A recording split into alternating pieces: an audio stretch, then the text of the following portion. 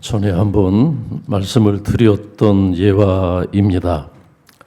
한 은행의 지점장이 모처럼 휴가를 떠났습니다. 모처럼 휴가를 내서 미국의 플로리다 마이애미 멋진 해변에서 한 주간 시간을 보내게 됩니다. 그는 그곳에서 요트를 하나 빌려서 요트 체험을 하는데 멀리 해안에서 떨어져서 멀리 바다까지 나갔는데 기상이변으로 큰 풍랑을 만났다는 거예요. 큰 풍랑을 만나고 거친 바람이 불어오는 바다 한가운데에서 집채만한 파도가 밀려옵니다. 잘못하다가는 요트가 전복될 수도 있는 그런 위기를 만나서 급하게 해안 경비대에 구조 요청을 했다는 거예요. 구조 요청을 무전기로 하게 되는데 해안 경비대에서 구조 요청을 받고 이제 당신의 위치가 어디냐 물었겠죠. 배는 이제 요트나 배에는 거기 그 내비게이션에 좌표를 불러주는 게 있다고 합니다. 그 좌표를 물어본 거죠. What's your position? What's your position? 위치를 물어본 거죠. 이 질문을 받고 그 한국 사람이 대답을 합니다. 어떻게 대답을 했냐면 나는 한국 사람입니다. 나는 한국에서 온 관광객입니다. 나는 한국 모 은행의 지점장입니다. 그렇게 대답을 했다는 거예요. What's your position 하니까 이 포지션은 우리가 이제 어떤 신분, 직책 이런 의미도 있지만은 또 그 의미 외에 당신의 지금 위치가 어디냐 그걸 묻는 거거든요.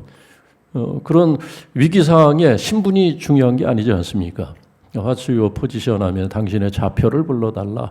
그 이제 내비게이션에 보면은 좌표가 나오고 하다못해 요즘은 구글 앱을 이용해서도 쉽게 뭐 우리가 여기 지금 분당영진교회에 있으면은 여기 좌표를 쉽게 얻을 수가 있거든요. 구글 맵을 이용하면은. 근데 그 좌표를 물어본 거예요. 그래야 정확하게 출동을 해서 제때 구조를 할 수 있기 때문에 해안 경비대에서 그것을 물었는데 이 한국 사람 관광객은 당신의 지금 신분이 뭐냐, 당신 누구냐 이걸 물은 것으로 이제 오해를 해서 계속 나는 한국 관광객이다, 나는 은행의 지점장이다, 나는 뭐 이런 사람이다, 저런 사람이다 그렇게 다른 엉뚱한 대답을 하느라고 시간이 지체돼서 제때 구조가 안 됐다는 그런 얘기를 이제 들어본 적이 있습니다.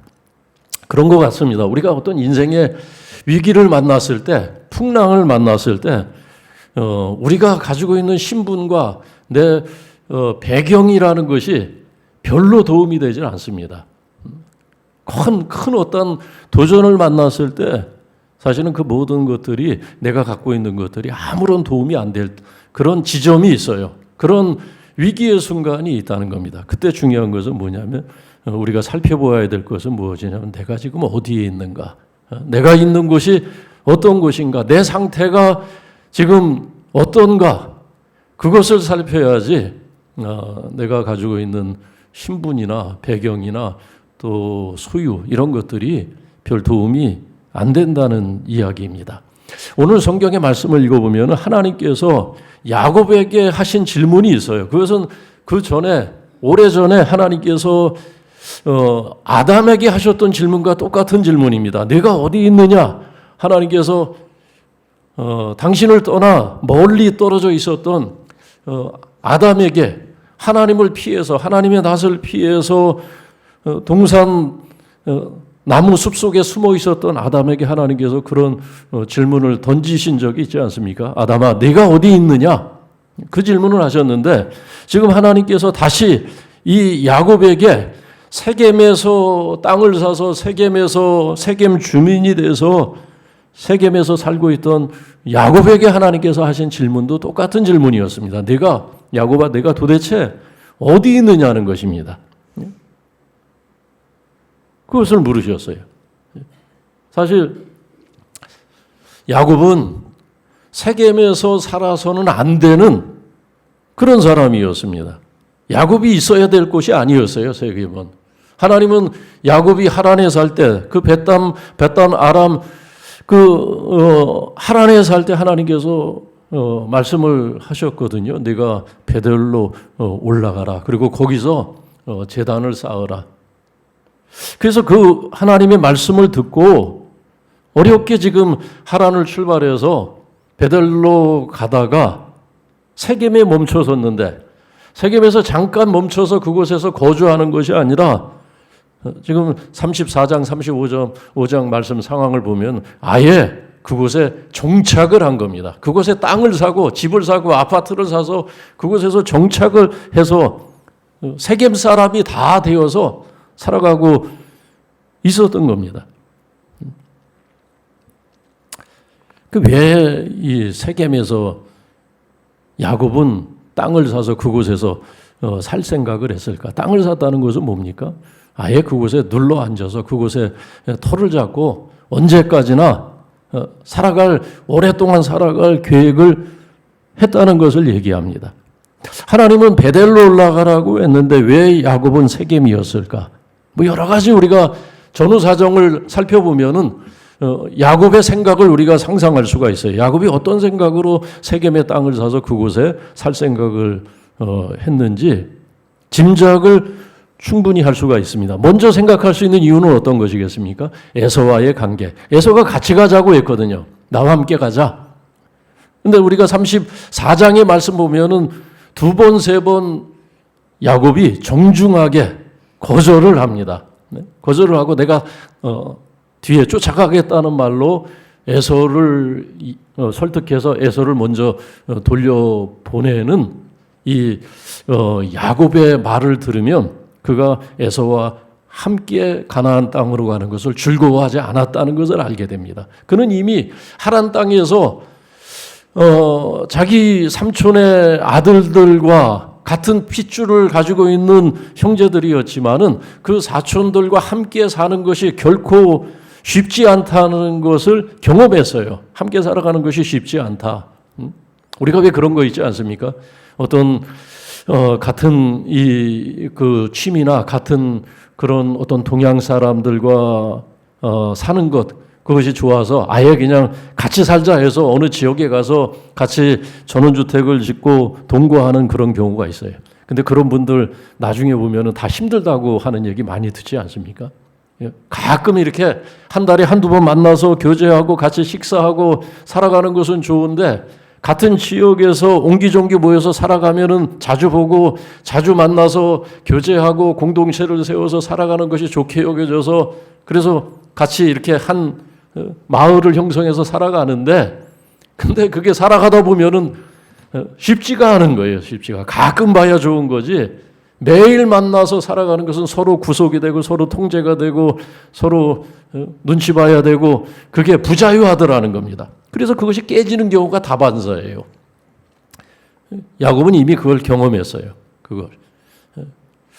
그러다 보니까 에서와 가까이서 사는 것 그것이 불편하게 여겨졌던 겁니다. 그래서 가급적 에서와 공간적인 거리를 두고 살아야 되겠다. 이런 생각을 하다 보니까 베델로 올라갈 생각을 하지 않고 세겜에 거주하게 되는데 가만히 이 세겜 땅을 보니까 살아갈 만한 곳입니다. 세겜이. 왜냐하면 이곳은 이미 오래전서부터 비록 이방인이지만은 다른 민족이지만은 그곳에는 많은 사람들이 모여서 성읍을 이루고 도시를 이루고 그러니까 어떻게 보면 신도시 그런 분위기 아니었겠습니까? 신도시. 거기에 비하면 베델은 야곱이 자기 아버지의 집을 떠나서 가던 광야, 빈들이었어요. 아무도 집도 없는 그런 한적한 곳이었습니다. 마을도 없고 그야말로 개발 예정지예요. 개발 예정지. 아니 개발 예정지도 아니라 그냥 그린 벨트에 묶여 있는 그런 수풀이 무성한 그런 곳이 베델이 아니었을까? 거기에 비하면은 세겜은 이미 오래전서부터 사람들이 거주해서 살고 촌락을 이루고 성읍을 이루고 그리고 거기 뭐 자녀들도 교육해야 되는데 12자녀들 뭐 한두 자녀도 아니고 12자녀들을 야곱도 그런 생각을 하지 않았겠어요? 내 자녀들 좀 교육도 제대로 시켜야 될 것 같고. 그래서 좋은 환경을 생각했을 겁니다. 뭐 병원도 가깝고 야곱도 이제 나이가 있으니까 병원 갈 일도 자주 있을 것 같고. 그러니까 뭐 병원도 서너 군데 가까운데 대형 병원도 있고 뭐 백화점도 서너 개씩 있고 세겜이 야곱이 보기에 살만한 곳이에요. 그러니까 그곳에서 야곱은 안정과 번영을 생각하면서 평안한 노후를 생각을 하면서 어쩌면은 뭐 잠깐 살고 가야 되겠다 그런 생각을 하고 자기 자신과 타협을 했을 수도 있습니다. 그런데 그 기간이 이제 길어진 거예요. 1년, 2년, 3년, 4년, 5년, 10년. 우리는 한 장을 넘어왔지만 그 한 장의 시간이라는 것은 성경에서 때때로 10년인 경우도 있고 40년인 경우도 있고 그렇거든요. 적어도 10년이 경과된 겁니다. 그런데 평안과 안전과 풍요를 생각을 하면서 평안한 노후를 생각하면서 세겜에서 야곱이 세겜 사람이 다 되어서 살아가다가 그는 평안과 안전을 얻은 것이 아니라 어떤 일을 겪게 됩니까? 자기 딸이 그곳에서 어려움을 당하고 추행을 당하고 폭력을 당하고 그리고 그 아들들이 그 누이의 당한 일로 분노하여서 보복을 하였는데 잔인한 보복을 했습니다. 할례를 이용해서 세겜 남자들을 살육을 하는 그리고 그들의 소유를 약탈을 했다는 겁니다. 그래서 그 세겜 주변의 모든 이방 민족들에게 소문이 퍼졌어요. 어떤 소문이냐? 야곱과 그 아들들은 살육자다. 살인자들이다. 그들은 약탈자들이다. 강도떼들이다. 그들은 멸족을 해야 될 그런 민족이다. 주변 민족들이 다 단합을 해서 이 야곱과 그 아들들을 다 진멸을 하기 위해서 그들이 아마 동맹을 맺었던 것 같아요. 그래서 5절 말씀 보면 오늘 5절 말씀 보면은 하나님께서 그들을 막아주지 않았으면은 그들이 야곱이 떠나려고 할 때 추격을 해서 공격을 하고 그리고 보복을 할 준비를 했다는 거예요. 근데 하나님께서 그들을 다 잠잠케 해서 어떤 방법으로 하나님께서 그들을 막아주셨는지는 정확히 나오지 않지만 그들로 하여금 두렵게 하였다는 거예요. 그래서 추격하지 못하도록 야곱과 그 아들들이 세겜을 떠날 때 쫓아오지 못하도록 하나님께서 개입을 하셨다는 겁니다. 만일 하나님께서 개입하지 않으셨으면 야곱과 그 아들들은 큰 위기에 빠질 수밖에 없는 그런 상황이었다는 겁니다. 하나님께서 세겜에 묻혀 살던 이 야곱 가정이 위기를 만났을 때 하나님께서 그들에게 하신 말씀, 야곱에게 하신 말씀은 무엇입니까? 베델로 올라가라는 게 다시 말씀합니다. 하란에 있을 때 하셨던 그 말씀 똑같은 말씀을 하셔요. 베델로 올라가라. 그리고 거기서 단을 쌓으라. 단을 쌓으라는 것은 뭡니까? 거기서 예배하라는 거예요. 그러니까 아마 이 야곱과 그 아들들은 세겜에 살면서 그곳에서 아마 예배도 다 잃어버렸던 것 같아요. 주일도 다 잃어버리고 그냥 그곳 사람들처럼 그곳 사람들이 먹는 음식을 먹고 그곳 사람들이 생활하는 그 주기를 따라서 그렇게 살아갔던 것 같습니다. 자기가 누구인지도 잃어버리고 자기가 하나님의 백성, 하나님의 선택받은 하나님의 거룩한 백성인 것도 잊어버리고 하나님을 예배해야 되는 그런 백성인 것도 잃어버리고 주일도 지키지 않고 예배도 드리지 않고 그렇게 살아가고 있었던 것이 틀림이 없어요. 그렇지 않겠습니까? 그러니까 하나님께서 세겜 땅을 떠나서 베델로 가서 거기서 제단을 쌓아라. 예배하라. 나를 예배하라는 거예요. 하나님께서. 예배도 드리지 않았던 거예요. 세겜에 살면서. 번영만 생각하고 평안만 생각하고 안전만 생각을 하고 세겜 사람들이 살아가는 것을 부러워하면서 좋게 여기면서 자신이 누구인지 자기 정체성을 까맣게 잊어버리고 살아가고 있었던 야곱과 그 가정을 생각하게 됩니다. 야곱이 하나님의 말씀을 듣고 정신이 번쩍 났던 겁니다. 정신이 아차, 내가 더 중요한 것을 내가 잊어버리고 있었구나. 내가 하나님의 은혜 받은 하나님의 백성인 것을 잊어버리고 살았던 자기 삶을 되돌아보면서 그는 정신이 번쩍 들었습니다. 그래서 온 집안 사람들, 가족들 3절 말씀 보니까 다 모아놓고 그들에게 얘기합니다. 배달로 가자. 내가 환난 당할 때 내게 응답하신 그 하나님, 지금까지 나와 함께 하신 하나님, 내가 그 하나님께 제단을 쌓으려 하노라.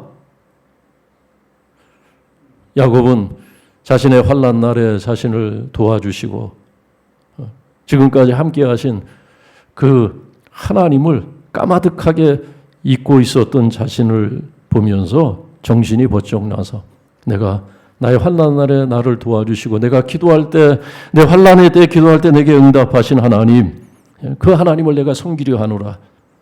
집안 사람들, 자녀들 다 모아놓고 그들을 설득해서 다시 짐을 정리해서 떠나게 되는데, 떠나게 될 때 야곱은 그 집안 사람들에게, 자녀들에게 3가지를 준비시킵니다. 어떤 준비를 시켰습니까?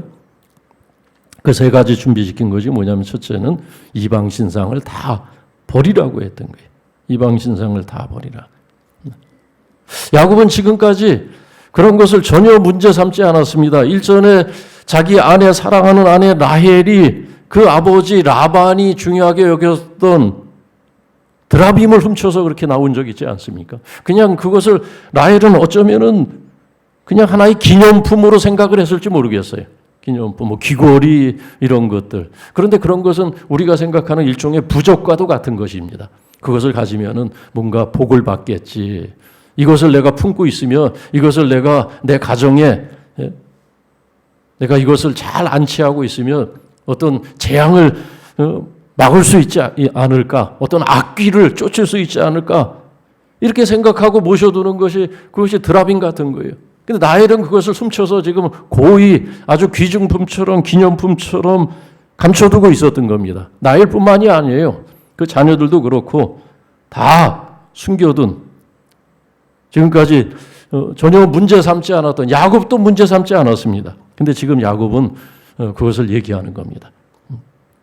이방 신상들 다 버려라. 그걸 다 모았어요. 뭐 귀걸이 같은 것들, 그런 것들 다 모아서 땅에 묻었다는 겁니다. 다 버리도록, 다 영적으로 문제되는 것들, 그런 것들을 다 버리도록 했다는 겁니다. 사실 이 말씀을 들으면 우리는 어쩌면은 부지 중에 그런 가증한 것들을 품고 있을지 모르겠습니다. 뭐 눈에 보이는 것도 있고, 또 더 심각한 것은 눈에 보이지 않는 그런 하나님 섬기는데 방해되는 것들을 가지고 있을지 모르겠어요. 전에 교회에서, 군인교회에서 목회할 때 신방을 하다 보면은 이제 초신자들이 많다 보니까 그런 일들이 많아요. 집에 엉뚱한 물건들이 있을 때가 있습니다. 어느 집에 갔더니 그 찻장에 그 아주 그냥 신주단지처럼 모셔두고 있는 것이 있는데, 그 중에 하나가 뭐냐면은 어디서 선물 받았다고 하는데, 신방 갈 때마다 그것이 몇 년 동안 아주 그냥 고위 귀중품처럼 모셔두고 있는 것이 있었는데, 뭐냐면은 자랑을 해요. 어떤 목사한테. 이거 목사님 뭔 줄 압니까? 이게 50년 된 위스키래요. 50년 된. 요거 한 잔에 몇십만 원짜리, 뭐 몇백만 원짜리 위스키가 있대요. 몇백. 이게 선물 받은 건데, 그거 그렇게 바라보면 마음에 위안이 되나 봐요. 저거 비싼 거. 따지도 않았더라고요. 그 몇 년째 갖고요. 또 어떤 분은 찻잔에 쟁반이 하나 있는데, 그 쟁반이 어떤 건가 이제 봤더니, 저 터키에 여행을 갔다가 접시에 눈알 하나 콱 박혀 있는 그런 게 있어요. 퍼런 그 문양이 있고, 근데 그게 뭐냐면은 퍼런 문양이 있는데 그 눈 동그란 거 하나 박혀 있는 게 그게 알라의 눈이거든요.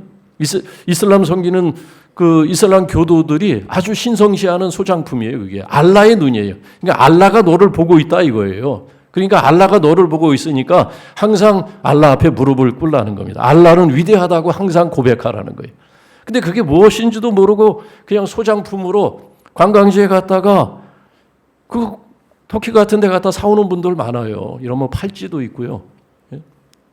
그런 우상을 섬기는 가증한 물건인 줄도 모르고 그걸 갖고 있는 거예요. 어떤 성도님의 가정에는 달마도를 걸어놨어요. 달마도. 어떤 스님이 그린 거라고, 유명한 거라고. 지금 야곱 가정에는 그렇게 영적으로 분별력이 없는 부지 중에 갖고 있는 부족 같은 것들, 가증한 것들이 그 가정에 잔뜩 있었던 거예요. 야곱은 하나님의 음성을 듣고 그것들이 하나님 앞에서 버려야 될, 먼지처럼 떨어버려야 될, 쓰레기처럼 버려야 될 물건들, 가증한 물건임을 깨닫고 그것을 다 모아서 다 숨겨둔 것들 털어내서 그것을 땅에 묻고 떠났다는 겁니다. 그리고 두 번째는 자신을 정결하게 하라고 이야기합니다. 정결하게 하라. 우리는 우리 자신이 종종 얼마나 우리의 몸에서, 우리의 삶에서 악취가 나는지 모를 때가 있어요. 우리가 사실 일주일만 몸을 씻지 않으면 우리 몸에서 악취가 나거든요. 뭐 일주일이 아니라 2, 3일만 여러분 땀 흘리고 하루만 씻지 않아 보세요. 악취가 납니다. 종종 우리는 우리 자신을 살펴보지 않으면, 말씀과 기도로 우리 자신을 정결하게 하지 않으면 우리의 삶에서 여러분 악취가 나고 냄새가 나는 것 모르시죠? 저도 모를 때가 있어요. 하루만 하나님의 말씀 앞에 서지 않고 하루만 우리가 기도 가운데 하나님을 의식하지 않으면 우리는 우리의 본능을 따라 살면서, 이 세상의 유행을 따라 살면서 우리 몸에서, 우리의 삶에서 좋지 않은 냄새가 피어오르는 것을 모른 채 살아갑니다. 우리가 왜 후진국에 가면 그렇지 않습니까? 저 동남아시아나 아프리카 후진국 뒷골목에 가다 보면은 아주 지독한 악취 때문에 코를 막아야 되는 그런 경우가 있어요. 걸을 수가 없을 만큼 정말 마스크를 2겹, 3겹 쓰고 싶은 그런 고약한 냄새가 나는데도 놀라운 것은 그곳 사는 사람들은 전혀 개의치를 않아요. 전혀 개의치 않고 그냥 태연하게 그렇게 호흡하고 있는 것을 보게 됩니다. 야곱과 그 가정은 세겜에 살면서 그곳에서 나는 악취, 그곳에서 나는 그런 냄새, 그것을 전혀 느끼지 못하고 살아가고 있었던 겁니다. 그래서 야곱은 이제 하나님께 예배하러 거룩한 땅으로 가기 전에 먼저 자신을 정결하게 하고, 단지 정결하게 하라는 것은 그냥 몸을 깨끗하는 것이 아니라 몸과 마음을 깨끗하게 하라는 요구였습니다. 그리고 세 번째는 의복을 바꾸라고 준비시킵니다. 의복을 바꾸라. 우리가 계절을 따라서 적당하게 옷을 입는 것처럼 의복을 바꾸는 것은 너무나 중요합니다. 아마 야곱과 그 자녀들이 세겜에 살면서 저들이 입는 복장도 이스라엘 백성들이 입었던 그런 정통적인 그런 복장이 아니라 세겜 사람들이, 이방인들이 입는 그 의복을 그대로 입었던 것 같아요. 그대로 그냥 마치 우리가 일본에 가서 살면은 기모노를 입고, 일본에 가서 살아도 한국 사람들은, 조선 사람들은 조선의 옷을 입어야 되지 않겠습니까? 명절에는 한복을 입어야 되는데 명절이라고 일본 사람들이 지키는 명절을 지키고 우리 명절을 지키는 것이 아니라, 그리고 그 사람들이 있는 기모노를 입고 저 중국에 가서 산다고 해서 한복을 입는 것이 아니라 그 사람들이 입는 중국 사람들이 있는 정통 치파오라 그러나요? 그것을 입고 그곳 사람들 흉내를 내는, 지금 세겜에 살면서 야곱과 그 자녀들은 세겜 사람들이 다 됐던 거예요. 그들처럼 살아가는 것, 그것을 좋게 여기고 있었던 겁니다. 그래서 의복부터 바꾸라는 거예요. 너희가 누구냐는 겁니다. 너희가 도대체 어떤 사람이냐는 겁니다.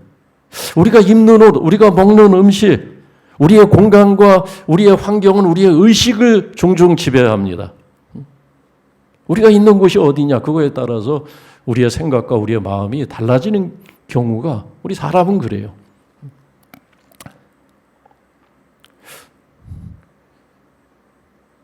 예배할 때 우리가 어떤 복장을 하느냐. 여러분, 군인교회 목회할 때 2개 대대가 있었어요. 직활대대. 근데 한 대대장은 자기 부하들을 주일날 교회에 보낼 때 여름에 더우니까, 여름에 뭐 굉장히 덥거든요. 뭐 어떤 데는 이 에어컨이 시원찮아가지고 에어컨을 아무리 세게 틀어도 그 더위를 줄여주지 못할 때가 있어요. 그 더위를 식혀주지 못할 때가 있어요. 그래서 교회도 막 덥고 그러면 뭐 이 땀이 많이 나죠. 그러다 보니까 이제 대대장이 자기 부하들 편의를 봐주느라고, 야, 너희들 교회 갈 때 체육복 입고 가라. 그래서 이제 병사들이 체육복을 입고 와요. 짧은 팔에, 짧은 바지에 교회 올 때. 그리고 전투화가 아닌 간편하게 운동화를 신고 예배에 참여를 하는 겁니다.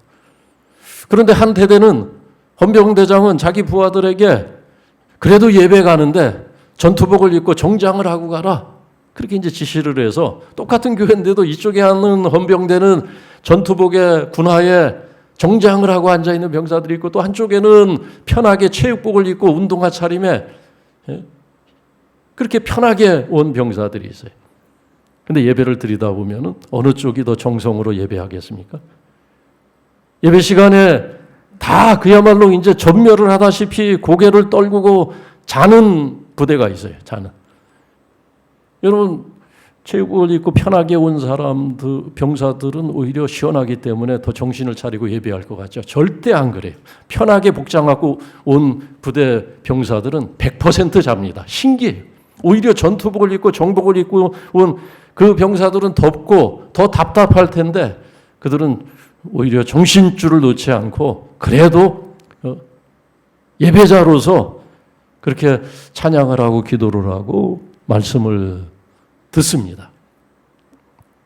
복장이라는 것, 또 우리가 어느 곳에 있느냐는 것, 그것이 우리의 정신을 깨우기도 하고 우리의 정신을 잠재우기도 합니다. 그건 그렇게 되어 있어요. 그래서 오늘 베델로 올라가기 전에 야곱은 그 집안 사람들에게 그것을 말한 거예요. 너희가 깨끗하게 하라. 자신을 목욕하라는 거예요. 그러니까 너희가 깨끗하게. 그리고 옷을 바꿔 입자. 우리가 세겜 사람들의 옷을 다 벗어버리고 우리 옷을 입자. 불편하더라도, 값싼 옷이더라도, 누추한 옷이더라도 우리가 입어야 될 옷을 입자 라고 하면서 준비를 시켰던 겁니다. 그렇게 야곱이 정신을 차리고 하나님께서 말씀하신 베델로 올라갔을 때, 오늘 11절 말씀 보면 하나님이 다시 축복을 합니다. 하나님은 기회 있을 때마다 이 믿음이 부족했던 야곱에게 다시 하나님께서 언약을 하세요. 약속을 하십니다. 축복을 약속하세요. 생육하고 번성하라. 내게서 한 백성이 나오고 백성의 총회가, 여러 민족의 대표가 내가 될 것이라는 거예요. 여러 민족의 총회가 나올 것이라는 것은 여러 민족의 대표가 될 것이다. 그리고 왕들이 내 허리에서, 내 후손들 중에서 나라를 다스릴 그런 왕들이 나올 것이라는, 그리고 내가 내게 땅을 주고 내 후손에게도 땅을 주겠다. 그런 축복과 은혜를 11절, 12절에서 약속을 하고 있습니다. 그런데 오늘 우리가 한 번 더 주목해야 될 말씀이 있는데, 거기 보면은 9절 말씀 보면은 야곱이 베델로 돌아왔는데, 그래서 베델로 돌아와서 하나님께서 다시 야곱에게 나타나셔서 다시 하나님을 만나는 그런 경험을 하게 되는데, 근데 야곱이 어디서 돌아왔다고 했냐면 밧담 아람에서 돌아왔다는 거예요. 사실은 세겜에서 돌아왔습니다. 세겜에 10년을 머물면서 그곳에 살다 돌아온 거예요. 근데 성경은 바단 아람에서 돌아왔다는 거예요. 바단 아람은 어디입니까? 하란인을 얘기해요. 바단 아람이라는 지역, 하람 도시. 그곳에서 온 거예요. 무슨 얘기냐면은 세겜에서 보낸 시간은 야곱에게 있어서 잃어버린 시간이라는 거예요.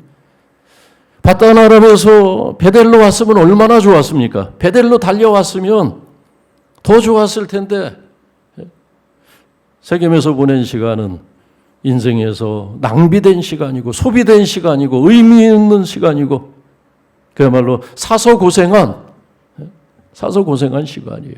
이스라엘 백성들이 광야를 지날 때 40년을 지난 거 어떻게 보면은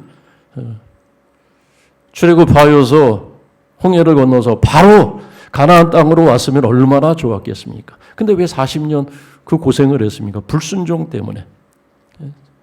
불순종 때문에 그런 거예요. 하나님을 온전히 신뢰하지 못했기 때문에. 세상에서의 번영과 성공과 세상 사람들이 살아가는 삶을 부러워하느라고 하나님을 제대로 섬기지 못하고 하나님께 예배하는 그 삶이 깨져버리고 그 질서가 영적인 질서가 깨진 채 살아가는 그 삶은 허비된 시간이었다는 겁니다. 그 성경은 세겜에서 돌아왔다고 얘기하지 않고 그가 바단 아람에서 돌아왔다 라고 표현하고 있습니다. 오늘 하나님께서 우리에게 똑같은 질문을 하고 계십니다. 내가 어디 있느냐? 베델로 올라가라. 오늘 2024년 참으로 어려운 것과 여러 가지 환난이 힘든 일들이 우리에게 있었는데 그리고 내년에도 그런 힘든 것과 어려움들은 사라질 것 같지 않은데 오히려 더 증가될 것 같은 그런 위기감을 우리가 갖고 새해를 시작하는데 위기 앞에 있었던 야곱에게 하나님께서 하신 말씀을 우리가 귀담아 들어야 할 줄로 믿습니다. 베델로 가라는 거예요. 어려울 때일수록 베델로 올라가라는 겁니다. 그리고 거기서 제단을 쌓으라 말씀합니다. 우리는 베델로 가야 됩니다. 베델은 어떤 곳입니까? 그것은 예배가 있는 곳이고 우리가 회복해야 될 헌신이 있는 곳이고 베델은 야곱이 하나님께 대한 헌신을 서원했던 약속했던 곳입니다. 그래서 우리는 베델로 올라가야 됩니다. 베델은 예배를 회복하는 곳이고 헌신을 회복하는 것이고 기도를 회복하는 것이고 하나님에 대한 믿음과 또 사랑을 회복하는 곳 그곳이 베델입니다. 새해 다시 한번 우리가 우리의 마음을 새롭게 하고 옷을 바꿔 입는 심정으로 베델로 한 걸음 한 걸음 올라가는 그런 한 해가 되시기를 주의 이름으로 축원합니다. 기도하겠습니다. 새해 우리가 참된 예배, 우리가 감사와 우리의 영으로 드리는 참된 예배를 회복하고 또 예배를 통해서 믿음을 회복하고 소망을 회복하고 또 하나님을 사랑하고 교회를 사랑하고 영혼을 사랑하는 그 마음을 회복하는 한 해가 되기를 원합니다.